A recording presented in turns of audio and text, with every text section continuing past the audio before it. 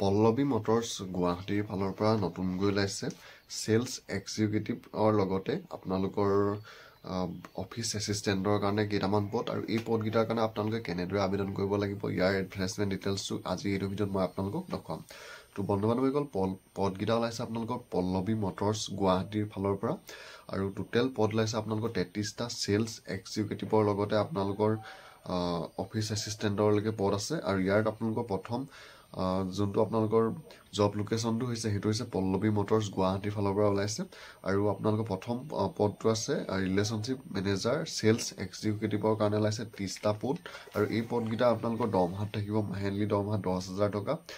plus ইনচেণ্টিভটো থাকিব আৰু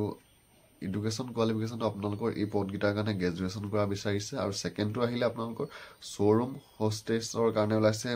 এটা পোষ্ট আৰু এই পোষ্টটো আপোনালোকৰ দৰমহা থাকিব 12,000 টকা মাহেলী আৰু 3 নম্বৰটো ওলাইছে আপোনালোকৰ অফিচ এছিষ্টেণ্টৰ কাৰণে 2টা পোষ্ট আৰু এই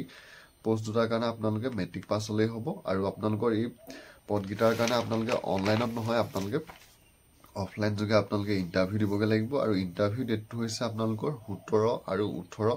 মাৰ্চ 2025 আপোনালোকৰ 2টা দিন দিছে ইণ্টাৰভিউৰ কাৰণে আৰু সময়টো ধৰি দিছে আপোনালোকে 11টা বজাৰ পৰা 1টা বজালৈকে আপোনালোকৰ ইণ্টাৰভিউটো হ'ব আৰু যদি আপোনালোকে কোনোবাই এই পদকেইটাৰ কাৰণে আবেদন কৰিম বুলি ভাবিছে তেতিয়াহ'লে পল্লৱী মটৰ্ছ গুৱাহাটীলৈ আপোনালোকে ডাইৰেক্ট অফলাইন যোগে গৈ আপোনালোকে ইণ্টাৰভিউটো